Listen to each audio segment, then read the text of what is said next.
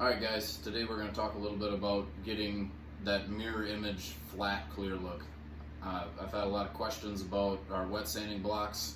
In the whole process of this, let's start with step one, is bodywork. If you're using foam blocks of various types, the foam is not going to allow you to cut that surface completely flat to begin with, and that's where it all starts. Is your substrate before paint needs to be flat and free of that chop. So let's talk about the paint process a little bit. I mean, there's no real difference in the way you're going to spray this car, other than how you apply the clear. So some guys like to paint the car, do 2 coats, let it dry, sand it back down, flow coat it. Put another 2 or 3 coats on top of that, and that's fine. But if you want to get that flat look, you have to cut that clear aggressively. It's the same principle as any other stage of bodywork. You wouldn't start cutting filler with 320, so why would you cut your clear with 1500 to get it straight? You need to cut that clear straight, and that all starts with having enough product to cut and not burn through and still have recommended mill thickness. So when we spray clear, a lot of times I'll do 4 coats, no flow coat. We'll put 4 coats on. I like the Global 8152. That's the clear that we use a lot. But we'll do 4 coats and then let that dry very well. You don't want to come in and start trying to cut that clear the next day or maybe even a couple days later. We like to let it sit, dry naturally for a few days.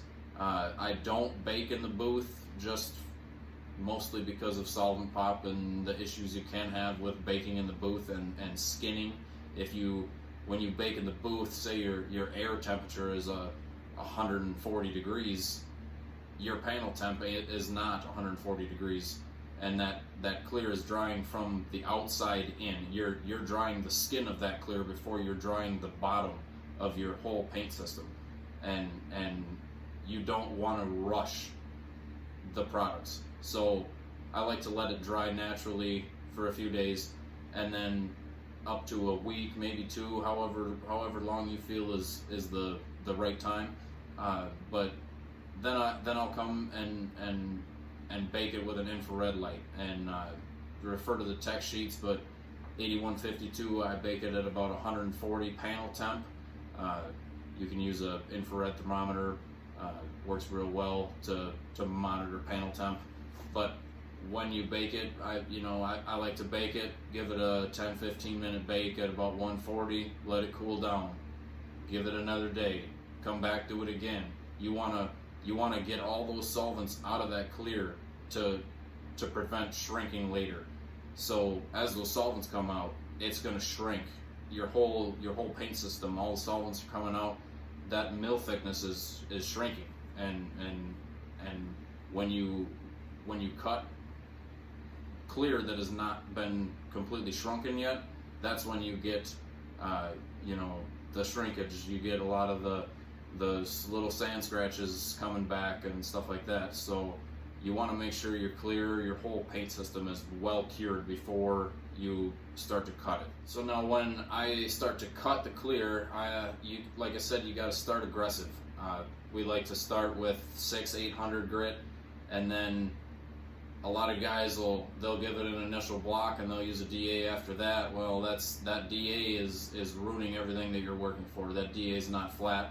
It's constantly wobbling, especially an interface pad. They're constantly changing pressure points, and that is going to create a slight wave, and you'll see that chop, that slight little imperfection. So starting with 800, 6 to 800, depending on personal preference really, but a lot of times I'll start with 8. I start with 8, work it up, block it down, get it straight, and then you refine the scratches. Go up to say 1200, sand it again, 1500, 2000, 3000, even 3000. We don't use a DA for what we're trying to achieve here.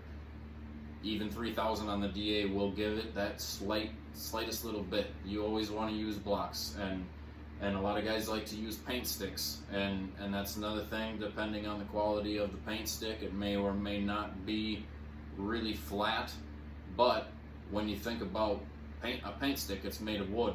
You're wet sanding with wood. Wood absorbs water, so as you're wet sanding with a piece of wood, it's absorbing water. And if it was flat, it's probably not going to stay flat for long. It's going to swell up here and there, and same with foam blocks. Foam will absorb some water, and they'll get waterlogged. They'll get real distorted. That's why you want to have a good hard surface. And our blocks, our wet sanding blocks, they're polycarbonate. They don't absorb any moisture. They're chemically resistant. CNC cut, CNC routed edges, radiused edges, all important things when you're looking at a block to wet sand with. You don't want anything that could potentially gouge into your paint job. So no sharp corners, but you want something that's essentially a piece of glass. So once you've got your clear all sanded out, you've sanded out to 3,000, 5,000, whatever you like, you're going to start buffing. Now, a lot of guys will say, oh, you only got to sand to 1,500 or whatever their number is. Well, if you have a more aggressive scratch to buff out, sure, you can buff it out, but when you heat that panel when you're buffing, the goal is to not heat it as much as possible. So if you're trying to buff out a 1,500 grit scratch, you're probably really rubbing on it, you're getting it pretty hot. And when you get it hot and you're pushing on it and that compound's working, that pad's working, it's gonna distort your clear. It's melting your clear is what it's doing. So it's going to distort it. So a lot of guys like the Rupus system. That's a good system. I personally like to start with the 3M 3-step system. I like to use the step 1 to get the scratches out, and then we switch over to the Rupus blue and then Rupus yellow. And that Rupus system is amazing for swirls and just overall shine. It's about the best that we've used so far.